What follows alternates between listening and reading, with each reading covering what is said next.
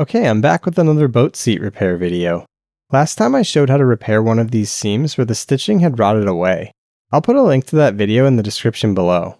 This time I'm dealing with a seam where the fabric is ripped between the stitching holes. This is a more advanced repair that I've never attempted before, so we're going to learn together on this one. Before we start, let's take a look at the tools I'll be using. Note that I'll include links to everything in the description below. Previously I've used this Coats outdoor thread, which has been great, but I wanted to try something a little thicker this time. This is a 420D polyester thread made by U-Cell. You can see that it's a little thicker than the Coats thread. I already have some of it spooled up here that will go into this great little hand stitcher called a speedy stitcher. Let's set that up in a minute. I'll be using this curved mattress needle from this cool needle kit along with a seam ripper and some precision scissors. Okay, let's put the thread in the speedy stitcher. There's a little hole in the handle body that you pass the thread through. Once you have it through, place the bobbin in the handle and stick the cap on to hold it in place. Underneath the chuck is storage for 2 needles. At the base of the chuck is a small hole that's used to feed the thread up towards the needle. I'll be using this curved needle tip for this repair. After putting the needle in place, you want to pass the thread through the back side of the tip and then you can screw the top part of the chuck on. This little nub in the middle of the handle is for anchoring the thread temporarily to prevent it from drawing out more from the spool. Finally, I have some vinyl fabric that I'm going to use to reinforce the seam. I'm going to start off by removing the center stitching from the seam, leaving a length of thread at the top and bottom that I can tie into. Now I'm going to cut out a section of the vinyl fabric that I bought. I tried to match the seat color, but it's not really very close. This shouldn't be an issue since I don't expect much of it to be visible.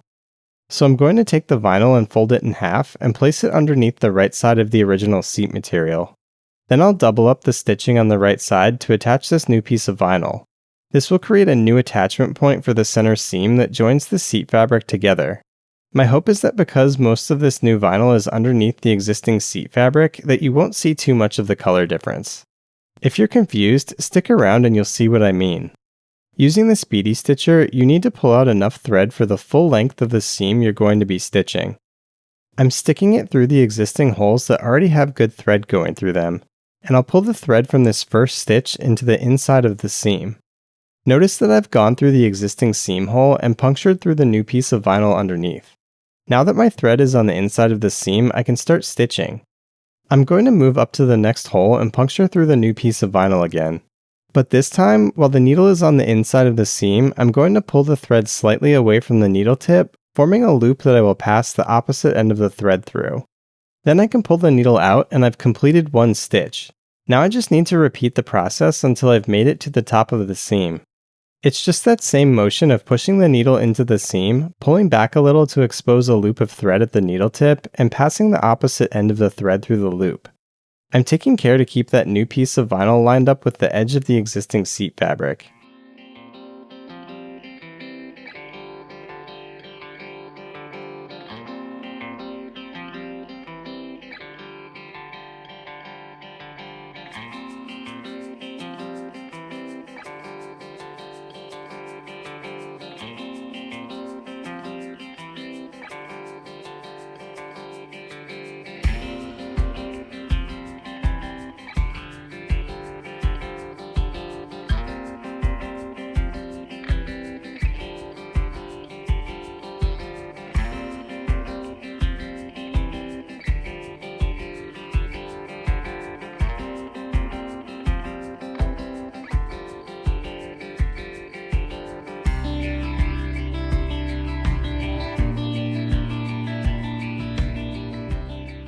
After the full length of new vinyl is attached, I'll tie off the thread and tuck the excess inside of the seam.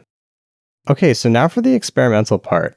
I'm going to try putting the center stitching back in place by using that new piece of vinyl that I attached to the right side. First I'm going to tie off to the existing center thread that I left intact, and then I'm going to start stitching the center seam back in place using the original fabric holes. This part is pretty tedious to get the needle lined up properly in the existing holes. I wonder if using a blunted needle would make this easier.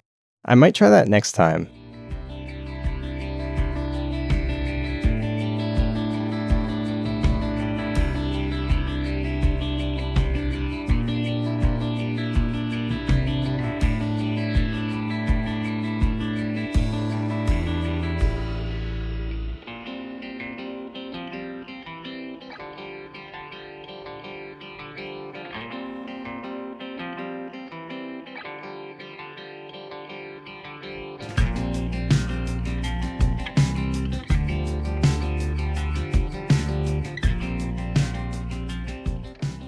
Okay, now that I'm approaching the area where the original material is ripped, I'm going to start using the new vinyl as the connection point for the center seam.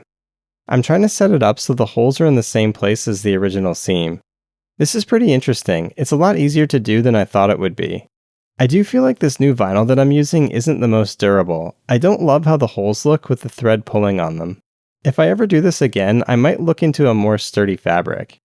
I also chose to only reinforce the right side because I didn't know if this would work, and the fabric on the left side wasn't ripped at all yet.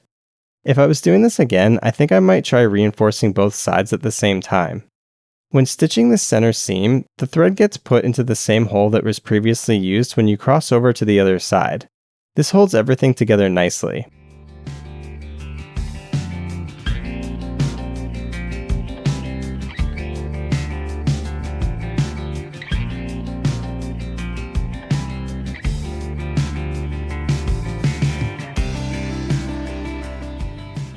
Okay, well check that out. The center seam is back together, but it's being held by that new piece of vinyl underneath. I'll just tie my thread off at the top, and maybe we can do something about that awkward flap that's formed by the original fabric on the right side. Pro tip, you can use the back side of the needle to push your excess thread into the seam. Okay, I think I know what I want to do with this flap. I'm going to use my thinner coats outdoor thread to trace over the center seam and reconnect the damaged fabric on the right with the good fabric on the left side. This won't look perfect because we do have some ripped sections, but since the seam is reinforced underneath, I think we can pull together the flap on the right side and it might not rip any further.